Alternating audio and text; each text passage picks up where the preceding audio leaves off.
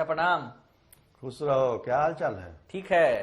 तब खबर इस बार क्या लेके आए हो? खबर तो है, अब कल से कन्हैया कुमार जो है वो बिहार में शुरू कर रहे हैं, यानी कांग्रेस अपना दावा मजबूत करेगी। उधर मुकेश सहनी 2-3 दिन पहले 70 सीट मांग दिए, 60 सीट तेजस्वी यादव से। अब तेजस्वी यादव के लिए तो मामला गड़बड़ा गया है ना। देखो ये सब कुछ नहीं है, सब राजनीतिक पैतरेबाजी है, तुम अभी नहीं समझोगे। अभी थोड़ा टाइम है ना। देखो चुनाव में भी टाइम है। अब कोई मांग ले 243 पर हम लड़ेंगे तो कोई रोकेगा? है? गठबंधन में रहना है तो उसके हिसाब से चलना पड़ा। लेकिन एक बात है कि कन्हैया कुमार का जो तुमने नाम लिया है वो चीज जरूर टेस्ट करने के लिए, वो एक मतलब नहीं होता है एक वायुमंडल में कुछ छोड़ देना कि उसका क्या प्रभाव पड़ रहा है। तो कन्हैया को का टेस्टिंग किया जा रहा है बिहार में। टेस्टिंग किया जा रहा है कि तेजस्वी पे दबाव बनाया जा रहा है कन्हैया को बुला करके। तो टेस्टिंग के बाद ही हुआ ना, मतलब कितना पावर कितना है। फील्ड में जब जाएंगे कन्हैया कुमार और पावर कितना है, उनको बेसिकली भेजा गया है यूथ के लिए, युवाओं के लिए, कि युवाओं को कितना आकर्षित कर पाते हैं, कितनी भीड़ होती है युवाओं की। तो उस आधार पर कांग्रेस अपनी रणनीति तय करेगा। समझ गए? कन्हैया कुमार को मतलब नहीं होता है छोड़ देना कि भाई चलिए एक्सपेरिमेंट करके क्रिकेट मैच में कोई बॉलर जो है बॉल का एक्सपेरिमेंट करता है कि लूज बॉल फेंकता है, कहीं विकेट मिल जाए।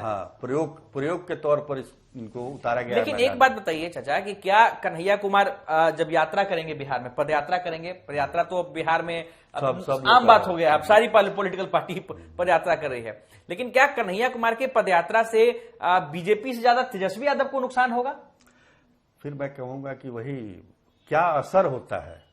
देखिए पदयात्रा कन्हैया कुमार कर रहे हैं भितिहरवा से, गांधी जी के आश्रम से, तो वहां से पदयात्रा की शुरुआत करेंगे 16 तारीख को और 14 अप्रैल को उसका समापन होगा पटना में। पटना मतलब हाईकोर्ट में, जो हाईकोर्ट के पास जो अंबेडकर जी की प्रतिमा है वहां पर।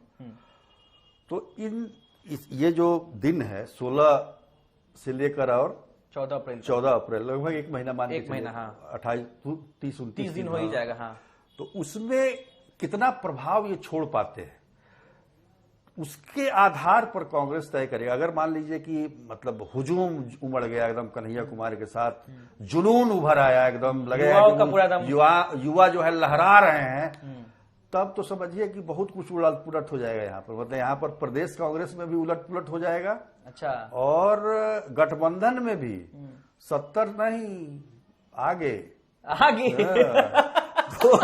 तो वो जो लेकिन दो बड़ा बात अब बोले चाचा कि गठबंधन में 70 नहीं आगे, और दूसरा कि कांग्रेस में भी उलट पुलट। चिंता की घड़ी अखिलेश सिंह के लिए भी है क्या? इसके देखिए अखिलेश सिंह सारा वही है, 3 साल तो हो ही गया होगा ना लगभग। तो भाई 3 साल में तो परिवर्तन होता ही है। क्या कांग्रेस एक्सपेरिमेंट करेगी कि कन्हैया जैसा एक नया चुनाव तक? मुझे नहीं लगता है। देखिए क्या है कि चुनाव तक तो, लेकिन एक कन्हैया कुमार का ग्रिप जो है वो बढ़ेगा। देखिए अभी तो NSY और उसके बैनर पे आए हैं वो तो, लेकिन फोकस तो चुनाव ही है। फोकस चुनाव है। तो निश्चित तौर पर कन्हैया का जो मतलब कन्हैया को उतारने के पीछे कन्हैया की अपनी सोच नहीं है, ये ऊपर से आला कमान की सोच, आला कमान तो आला कमान जो है कुछ बड़ा सोच रहा है, कुछ बड़ा सोच रहा है। तेजस्वी के लिए कहीं एक पत्ता चल गया, नहीं होता तुर्प का पत्ता चल गया तो तेजस्वी के लिए मुश्किल बढ़ गया। इसलिए बढ़ गया कि देखिए क्या है ना, कंपटीशन 2 युवाओं में हो जाएगा। अभी तो एकमात्र अभी चेहरा है तेजस्वी यादव और गठबंधन के। बोलने के मामले में, भाषण देने के मामले में तेजस्वी से कहीं भी 19 नहीं पड़ते हैं कन्हैया कुमार। 20 है, मतलब तो JNU का मतलब लकड़ आदमी है भाई। वो अलग बात है कि जाति से थोड़ा सा दब जाएंगे ये। कि भूमिहार जाति से अगर पिछड़ी जाति से होते तो कुछ फायदा मिलता है। अरे तो अभी तक तो अभी बैठा रहता है आदमी। तो ये चीज है, बाकी तो जो है सो है ही है। अब देखिए मुकेश सहनी 60 सीट मांग दी है, 60 सीट ना उनका, ना वो विधायक है, ना वो सांसद है। 60 सीट, 70 सीट कांग्रेस मांग रही है तो उसका 19 विधायक भी हैं, उसके सांसद भी हैं। तो एक समझ में आता है, पुरानी पार्टी है देश की। लेकिन हमको जो लगता है ना, देखो ये सब राजनीति का हिस्सा है। तेजस्वी और मुकेश सहनी ने मिलकर ये तय किया कि मुकेश जी आप 60 सीट मांगिए। बात समझ में आ रही है? ये दोनों ने आपस में समझदारी से ये काम किया है, मतलब एक दूसरे को जना के। ऐसा नहीं कि मुकेश सहनी ने कह दिया कि हाँ नहीं अब 60 सीट पर नहीं लीजिएगा तो हम गठबंधन छोड़ देंगे। कहीं तेजस्वी यादव मुकेश सहनी के जरिए कांग्रेस पर, देखिए हम भी समझने लगे ना चाचा बात। अरे तुम हमारे साथ इतने दिन से बैठ हुए हो कुछ तो समझोगे यार। तो ये एक बात है। अब इसमें मान लो कि पंचायती होगा, 70 सीट आपको कैसे दे कांग्रेस को, तो ये है वो है। मतलब ये देखा जा सके, देखा जा नहीं, और ये इनका तो खैर दावा उतना होता ही नहीं है, तो सीधे कहेगा कि चलिए 50% पे आ जाइए, तो 30-35 पे आ जाएगा दोनों।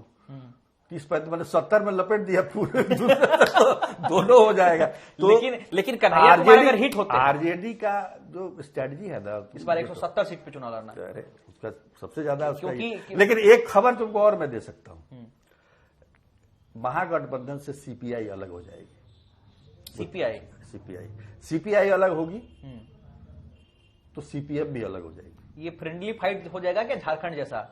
बिल्कुल, देखिए क्योंकि सबके कार्डर है ना, अब 4-4 सीट पर वो लोग तैयार नहीं हो रहे हैं। बोले कि हमारा इतना बड़ा कार्डर है और सब आदमी चुनाव लड़ना चाहता है, तो 4 सीट पर क्या हम ये करेंगे, तो वो लेकिन तेजस्वी के लिए नुकसान हो सकता है। लेकिन माले रहेगा, माले का 12 विधायक हैं, 12 विधायक सांसद हैं, तो वो लोग रहेंगे। इसलिए रहेंगे कि आरजेडी के साथ मिलके माले को फायदा होता है, माले की सीटें बढ़ती है। लोकसभा में सीटें जीत गए वो, वही ना, जैसे कि अकेले चुनाव लड़ते हैं तो 3-4 सीटें आती हैं। आरा से उनके सांसद बन गए, लोकसभा में आ गए। आरा काराकाट में नहीं बने, 2 सांसद हो गए उनके। तो ये तुमको मैं बता सकता हूं कि सीपीएम हो सकता है कि भाई हमको छोड़ दीजिए, हमारा परता नहीं पड़ रहा, नहीं होता है।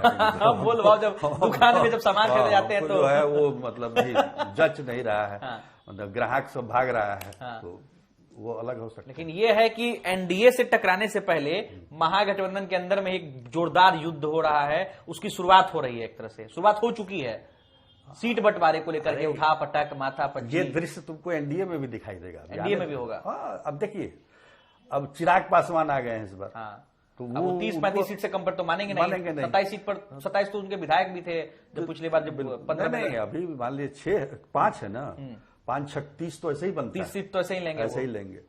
तो फिर अब वो 30 सीटें किधर से देंगे? नीतीश कुमार अपनी सीटें उनको देंगे या फिर बीजेपी उनको देगी? अब दोनों लड़ते थे, और लड़े थे पिछली बार नीतीश कुमार 115 सीट पर, और 7 सीट दिए थे मांझी जी को, और बीजेपी लड़ी थी 110 पर, और 11 सीट दी थी वो मुकेश सहनी को।